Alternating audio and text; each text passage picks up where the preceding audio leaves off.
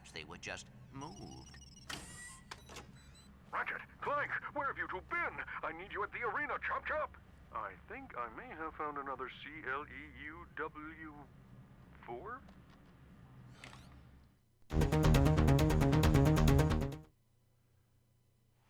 CLEW4? Captain Quark, I love ya, never change. Hello ladies and gentlemen, this is Blue Maxima, and I want to talk to you for a little bit about Ratchet & Clank, Tools of Destruction. Ratchet & Clank Future Tools of Destruction, I should say, because they decided to add that to the PlayStation 3 ones for some reason, but only for the first three. Then you get to, like, Into the Nexus, and I think they just took that word out entirely, which is bizarre. But yes, why am I playing this? It's because Rift Apart is coming out in 4 months, and I figured I needed to get caught up on my Ratchet & Clank, because despite the fact that I have played the PlayStation 2 ones like 3 times over each, and Deadlock has probably got way more than that, I've never actually played the PlayStation 3 ones in any real depth. I might have gotten like 30 minutes into Tools of Destruction before, but then needed to do something else and just never came back to it. Which is immensely disappointing in myself, because I really do love this series and pretty much everything about it. So, yeah. Before we get up to Rift Apart, I figured I need to go through all of these, and we're starting with Tools. And I'm going to bring this up, because, you know, I've got to bring this up right away, is that I'm not actually playing this on a PlayStation 3. I am playing this on an emulator. I am playing this on RPCS3, I believe the acronym is. I don't even think it's an acronym, but yes, I am playing this on an emulator. And notably, this does have some troubles when you try to play it on an emulator. The main one was that the game wouldn't stop crashing for a while. For some reason, despite the fact that this game has apparently not been able to run for longer than a few minutes at a time without crashing in this emulator for months, the weird patch that they list on the wiki that helps fix a lot of the crashing isn't actually integrated into the emulator by default, even just as a band-aid fix until someone can get around to fixing the actual problem. So, yeah, you kind of have to go looking around for that, and even then the game still crashed for me every 45 minutes. I put in another fix, which was changing this CPU delay setting thing on the advanced tab of the game's configuration settings for a bit. I changed it to something like 300 microseconds, and that helped. I don't know how much it helped by, but I was able to play the game for another hour and a half without it crashing, so yeah. There are also some other problems that will come up throughout this footage. You'll see it stutter, and loading shaders or compiling shaders will be in the bottom left corner for a bit. There's nothing I can really do about that. There is also a little black bar because the aspect ratio isn't correct. There's a couple of other things going on like that as well. The audio levels might be a little bit off, but for the most part it sounds okay. It might just be dialogue drowned out. These are all minor things, I know, but I'm just pointing them out in case you get the worst idea from this footage. But honestly, outside of the crashing, it's been like 95% smooth sailing on this one. And that's really helped out by the fact that RPCS3's detection of my DualSense went absolutely perfectly. It even works fine for like the 6-axis stuff, where you need to move your controller up, down, left, and right, and tilt it for certain parts of the game, because, you know, this was an early PlayStation 3 title. They really had to shove in as much of the DualShock 3's features as possible, because that's how it always goes down with a new PlayStation console at the time of its release. With that said though, how is Ratchet & Clank Future Tools of Destruction? Pretty good. Not amazing, but pretty good. There are multiple reasons for this. I will point out though that the game does look great. Like, even for an early days PlayStation 3 title, this really does look good. Although this probably can be put down to the art style as much as the graphical fidelity of the PlayStation 3. Even at the 720p level of footage that you're seeing right here, I tried rendering it internally at 4K, but RPCS3 just could not keep up. So I just reset it back to 720p, and it still looks fine. It actually does look great to this day just because of the art style. Whoever it is at Insomniac Games that does the art for these games needs to be handed every single medal that they can possibly give it for graphical design, because even the original PlayStation 2 games look good to this day with their defined models, great looking landscapes, amazing skyboxes. I will go on about the skyboxes in Ratchet & Clank games to this day. Even the little loading screens that you get where the ship is flying from planet to planet, those are always a masterful example of environmental detail. But yeah, the game still looks amazing to this day. The effects are great, just like the smoke trailing off the magma bullets as they fly out of like your default blaster cannon.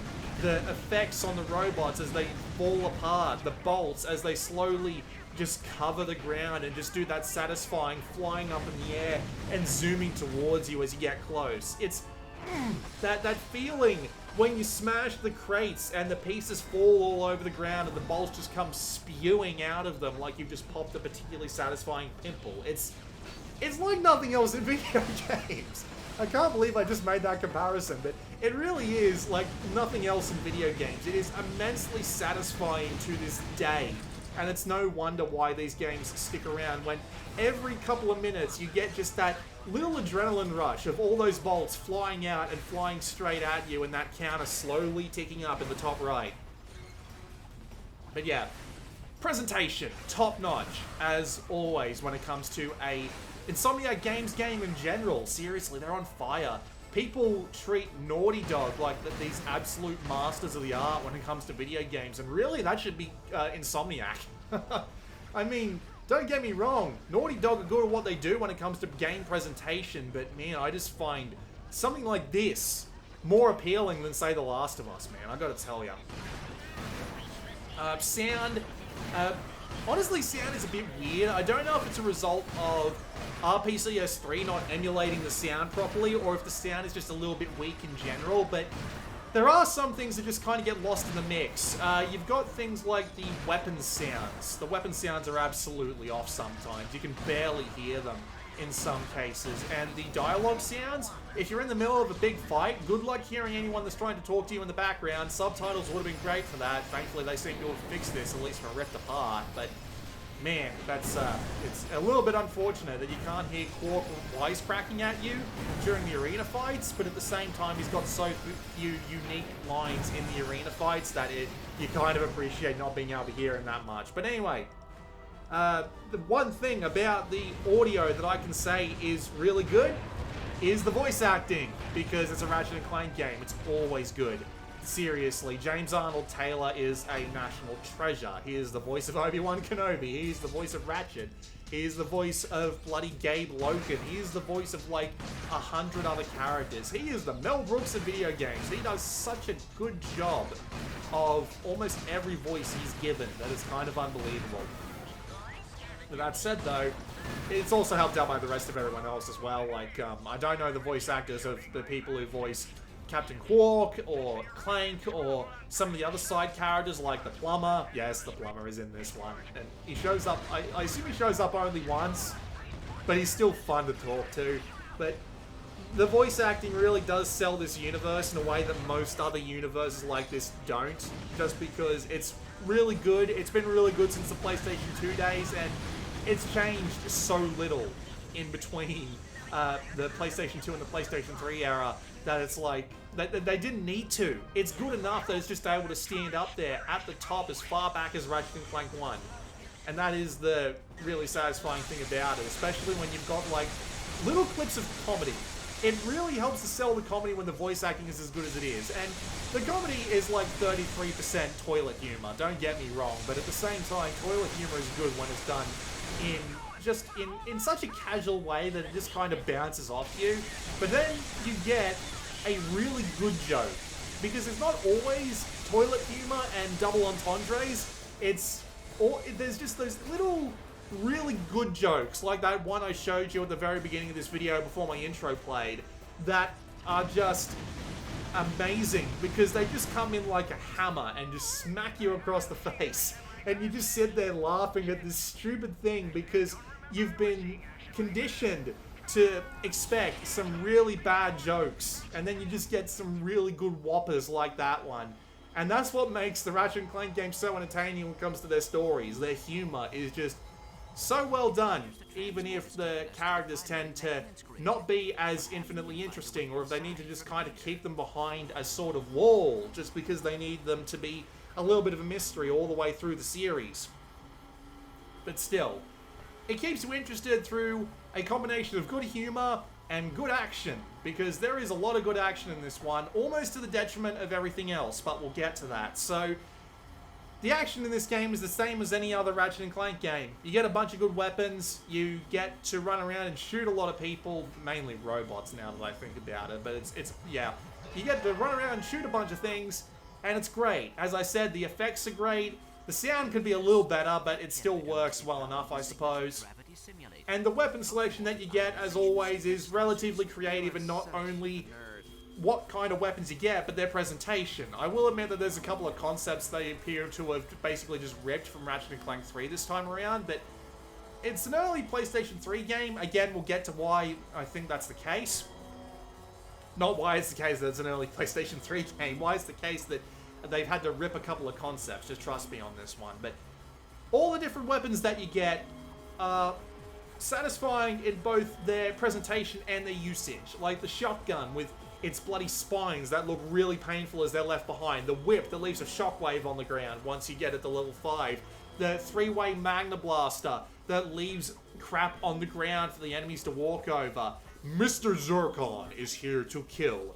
Every little weapon in this game is engaging in its own way, both in its presentation and in its usage. And as a result, it makes shooting the crap out of dudes a lot of fun. However, I have found that in this game in particular, they do appear to have cut back on a couple of other things that Ratchet and Clank is really well known for. The main things being the exploration and the puzzling. The puzzling in particular appears to have taken a fair bit of a hit. There is a fair bit less of it, just in general, with a lot more focus on the action this time around. A fair few less unique gadgets than you would normally see. You do get access to things like the underwater scuba suit, you do get the jetpack, the charge boots, you get the swing shot straight away from Ratchet and Clank 3 as well. They don't take absolutely everything from you, Metroid style, thank God. But it is still worth noting that there are just very little in the ways of just outright puzzling this time around.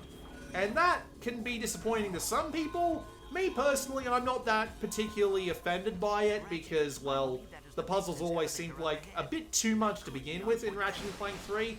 Thankfully in this one they're a little bit easier to deal with, but that doesn't mean you don't have variety. They definitely have added a couple of extra things in, a couple of new mechanics like the grab cycle and the wings. I can't remember exactly what they were called.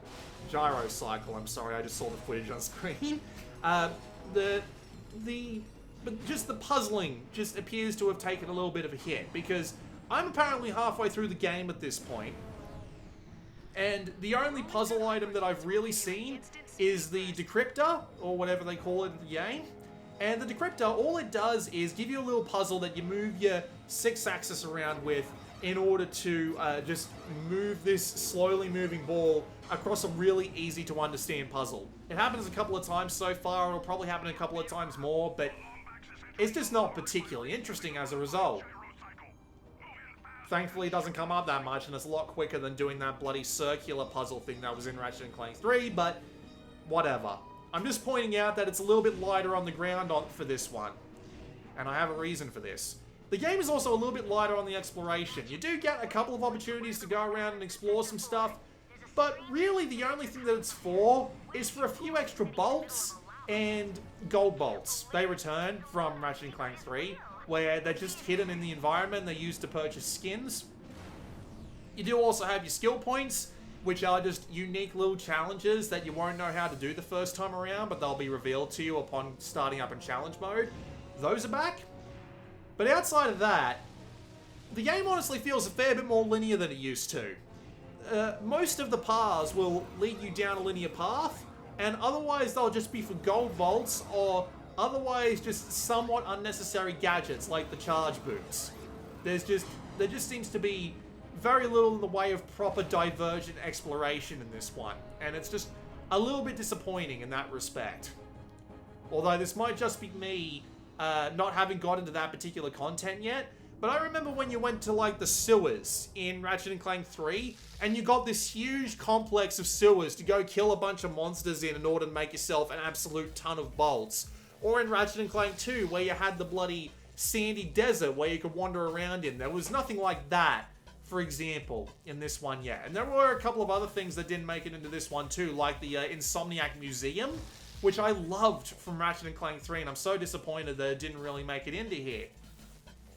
And the reason why I think the game is as lightweight and linear as it is, at least in comparison to its predecessors, is that, again, early PlayStation 3 game, they just might not have had the time and the expertise they needed to work in some more insane stuff for this particular entry in the series. And that's not to say, again, they haven't added new stuff. Like, you're seeing some footage of arguably my favorite new addition on the screen to the series right now.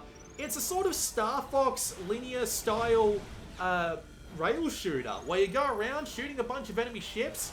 The presentation is great. The shooting is a bit of fun to do. You do need to do a little bit of environmental puzzling to make sure you don't lose your ship to things that are easily shot down. You know, it's very simple, but it's still quite enjoyable. But again, it just doesn't add much off to the sides. Outside of, like, say, arena challenges and a couple of open areas that you can go kill monsters in for more bowls, there just doesn't seem to be that much to do off to the side. No, like, races, no really standalone minigames. The arena isn't as good as the one in Ratchet and Clank 3, where you had, like, these gauntlet paths that you had to traverse with enemies and platforming on them. It's just a circular arena that you kill a bunch of dudes in, which is fine by itself, but in the grand scheme of Ratchet and Clank, it's a little bit, you know, disappointing. As a result, the game feels just a bit linear and a bit lacking in comparison to something like Ratchet and Clank 3, which felt like with all the stuff you could do in it could go on for days. Although this might just be me adding some nose-tinted goggles. One would hope the nose would be tinted somehow. But no, some rose-tinted goggles to Ratchet and Clank 3 and Ratchet and Deadlocked. But at the same time, though, I'm not saying that Ratchet and Clank Future Tools of Destruction is a bad game. I'm saying it's an early PlayStation 3 Ratchet and Clank title. So it's limited in that sense. A couple of the concepts feel like they've been ripped from Ratchet and Clank 3 wholesale. All the additions that have been added in aren't amazing. There's no, like, really cool stuff, which makes me think, oh, I'm looking forward to getting back to this section again, like hunting through the sewers in Ratchet and Clank 3 or something like that. You know, with the linear paths and the general gadgets being as limited as they are.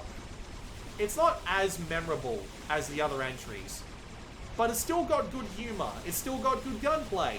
It's still got good presentation. It's still Ratchet and Clank. I still enjoy it a bit more than I do the Ratchet and Clank 2016 reboot. Which, thank God, they're not doing a direct sequel of that. I just gotta say. That. But at the same time, though, I still like this game. It's still enjoyable for what it is. It's still fun to play.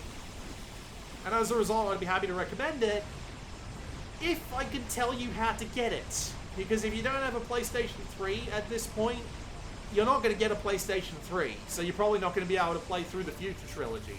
I really don't know why they didn't go to the effort of putting a Ratchet and Clank Future Trilogy bundle on the PlayStation 4, or maybe even the PlayStation 5, before Rift Apart came out. Because it looks like it's going to be a direct sequel to the Ratchet and Clank Future games. But, well, I haven't played through 3 of the PlayStation 3 games yet, so I guess I'm going to find out either way, because I'm going to keep going. You're going to be seeing a fair bit more in the way of Ratchet and Clank stuff on this channel in the near future.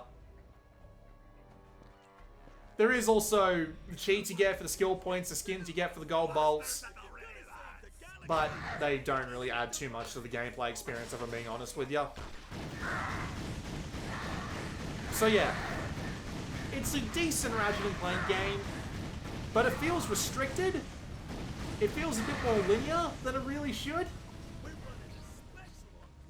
But the writing is still good, the humor is still good, the gunfights are still good, and I'm generally enjoying myself. I'd be happy to recommend it if it was easy to play on RPCS3, or if it was easier to get a copy of it. So who knows? Maybe they will release like a high-def remaster of it at some point. Hopefully. But yeah, I'm enjoying it. Once I'm done here, I'm probably going to go try and finish it and then move on to Quest for Booty. With that said, this has been Blue Maxima. I'll let you watch a bit more footage. I'll see you all next time. Captain's got word that a long bags may have landed in the vicinity. Bounties up to 20 quid and a new rotator socket.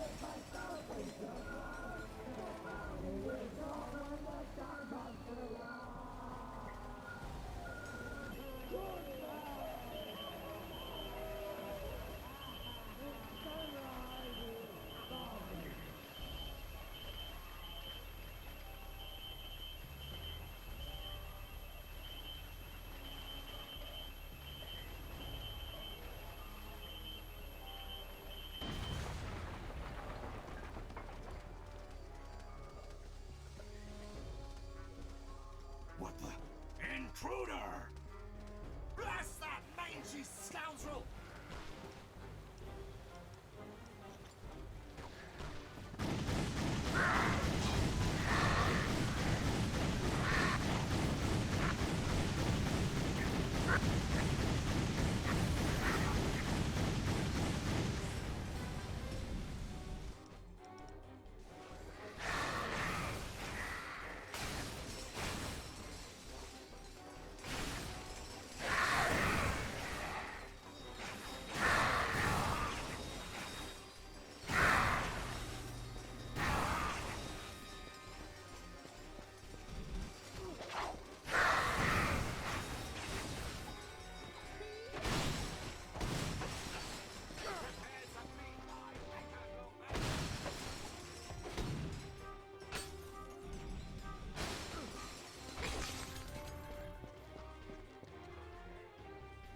Again.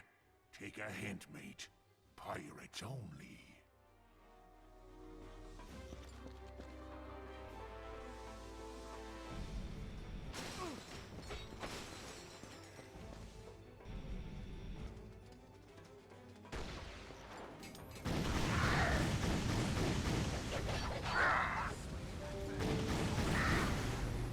Careful, Ratchet.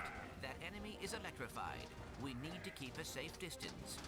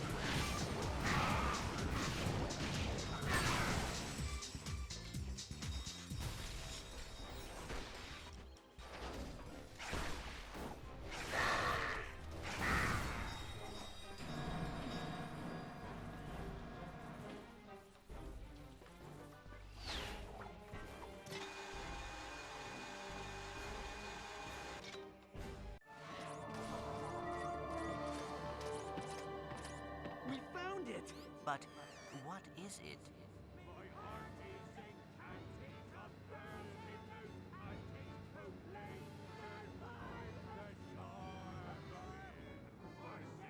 Quick, hide! It's not landlord, a pirate evermore. Ah, what be that foul smell? Aye, that oyster chili be disagreeing with me something fierce. No, there be a yet fouler smell. One I not be smelling for nigh 600 moons. Oh, fresh trousers?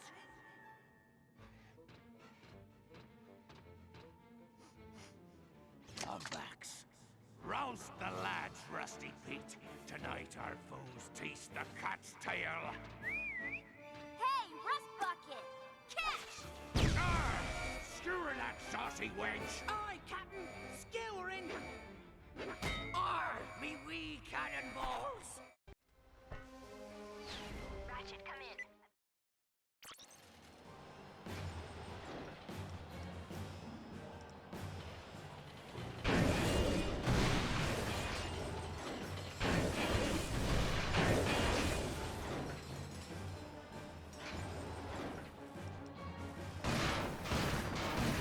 Whoa, a lucky shot from Mustachio.